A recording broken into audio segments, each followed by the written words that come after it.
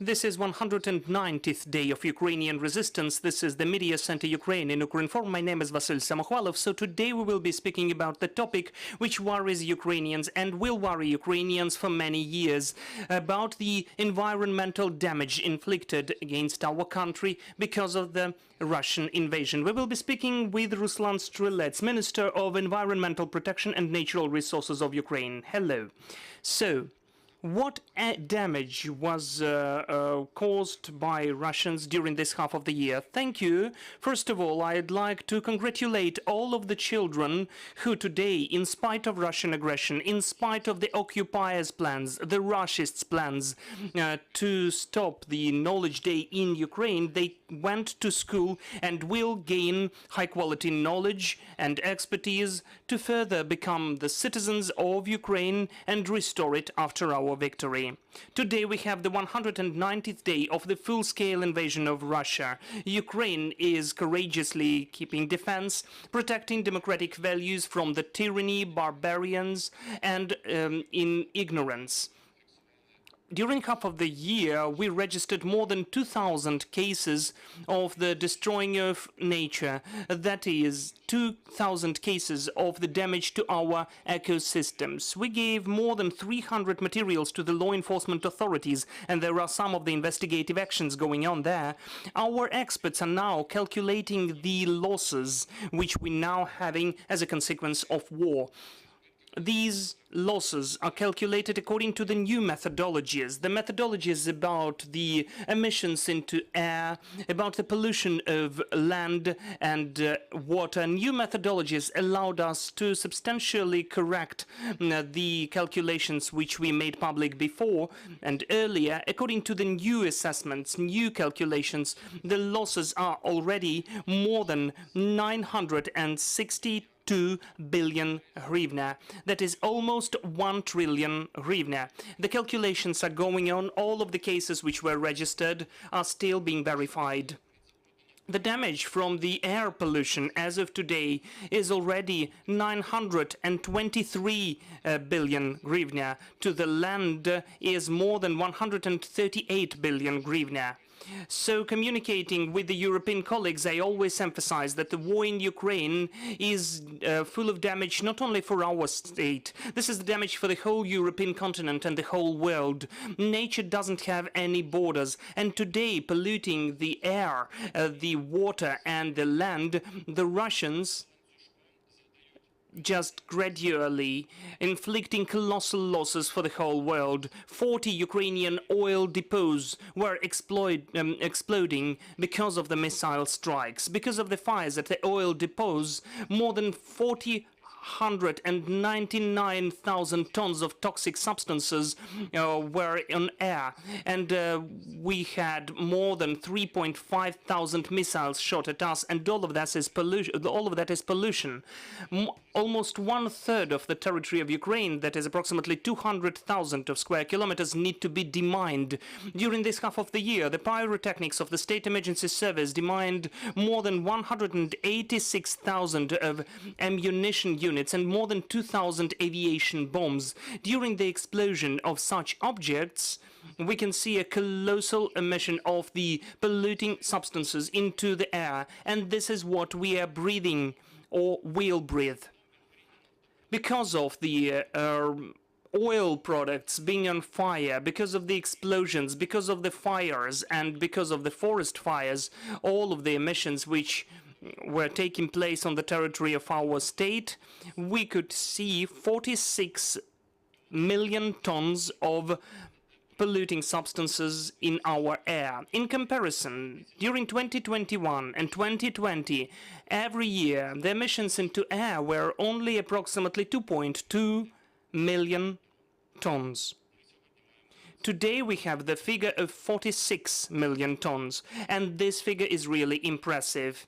So we can see also Ukrainian forests under threat, where since the beginning of the war there were active combats going on there. Because of the aggression of the Russians, almost already 3 million hectares of Ukrainian forests were affected. This is almost 1/3 of the forest fund of our state. 600,000 hectares of the forests are still under occupation.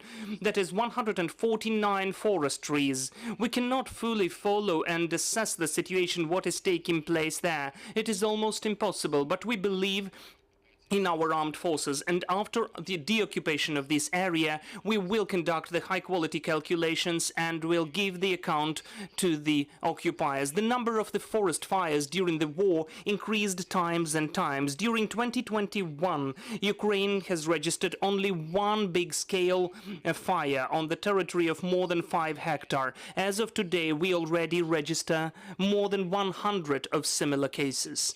All of those fires is the consequence of either missile shellings or the explosions of mines, or the animals are just unfortunately exploding on the mines and dying. Sometimes these territories cannot be even well, the fire cannot be extinguished there because the fire squad can be under threat and in fact can perish. The damage to the plants and the forests is approximately 183 billion hryvnia, and this is just about the spoiling of ecosystems and valuable areas. 20% of the reserve territories of Ukraine are unfortunately, as of now, damaged by war. At the occupied territories, the Russians do not stick to the natural reserve regimen. They are using them as the platform for their armament and weaponry.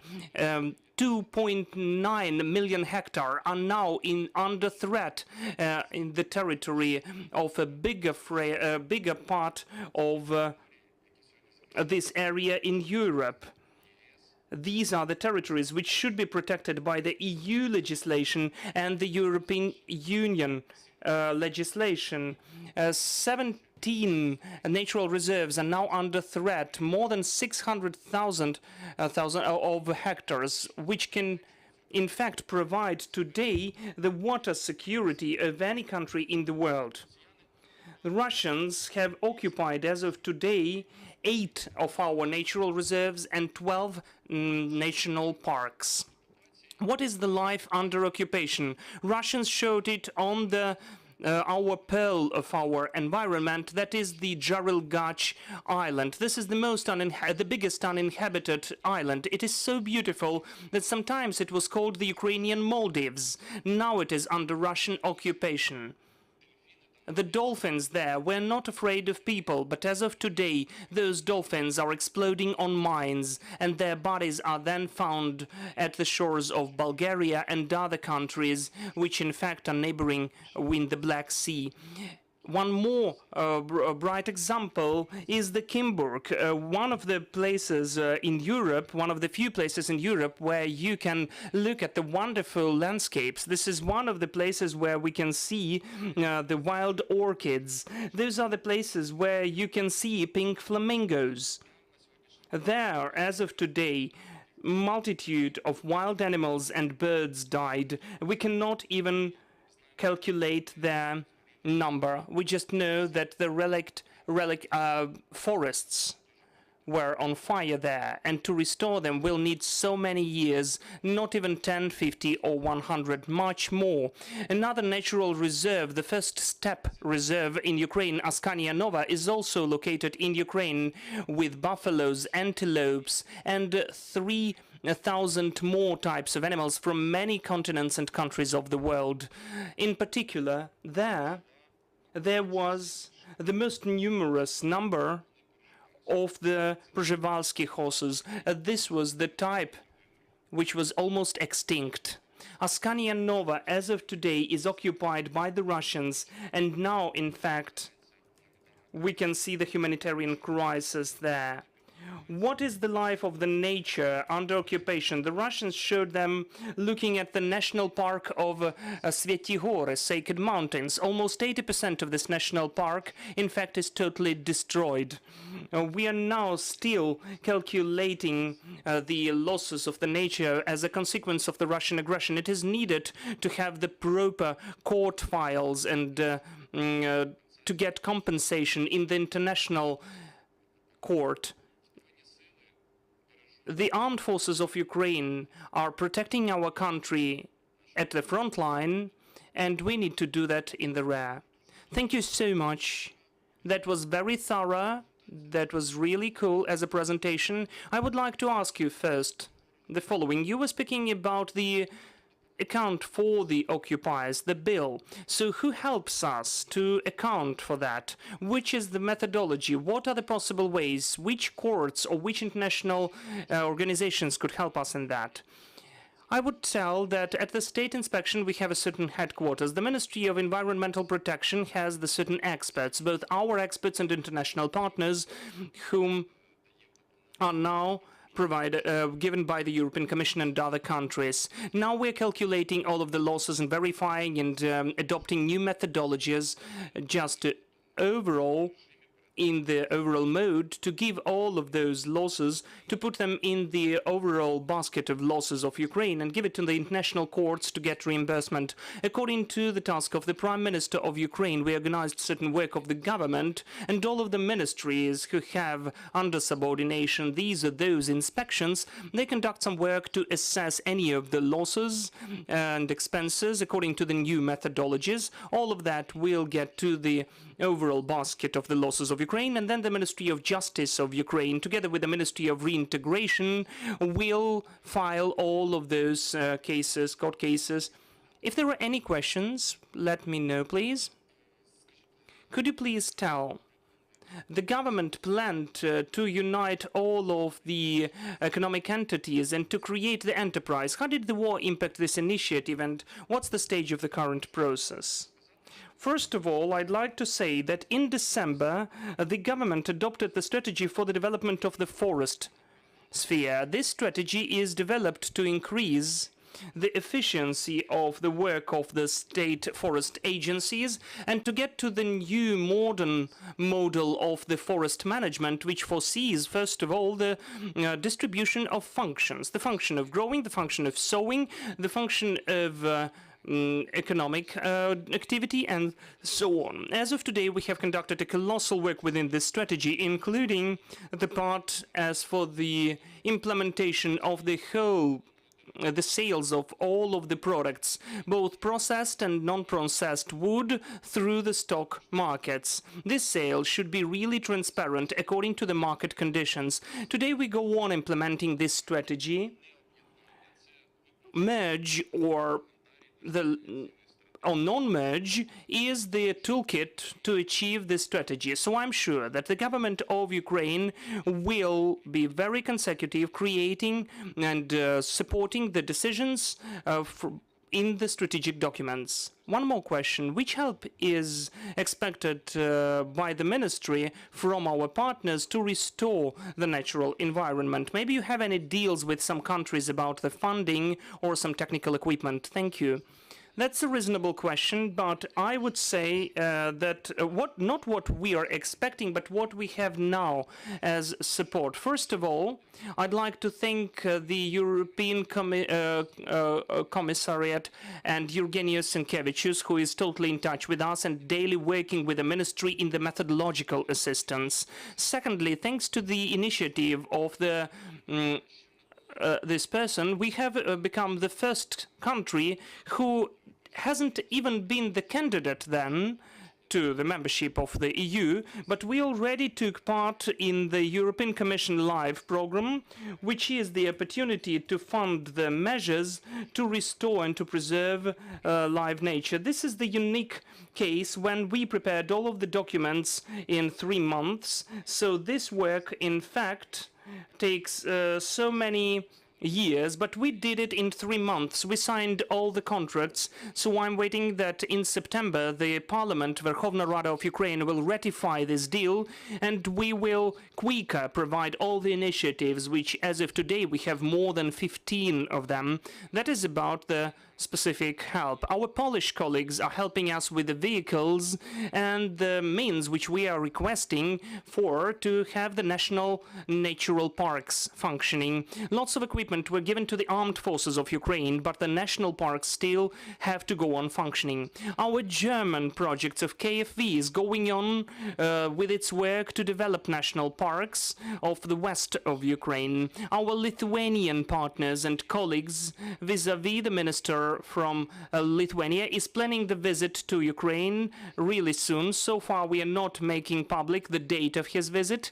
We will provide you with the necessary information about that, and we are planning to discuss the issue how to support the development of the forest industry.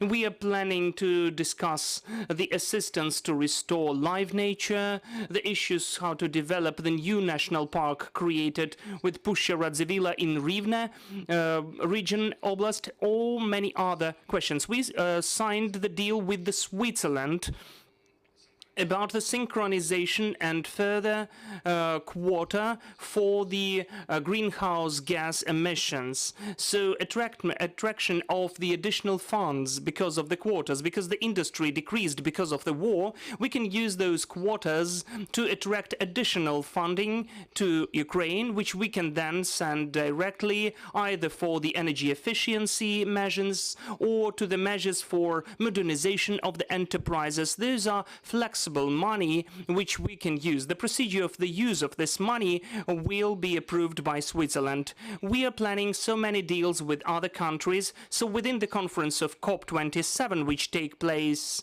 in November, we will finalize lots of similar deals. There are lots of countries with each of the ministers. In fact, we are in touch with them, both Romania and Bulgaria and Germany. By the way, the German party is also helping us to implement the 75th European Directive and finally to adopt the law draft which will be sent to decrease the industrial pollution.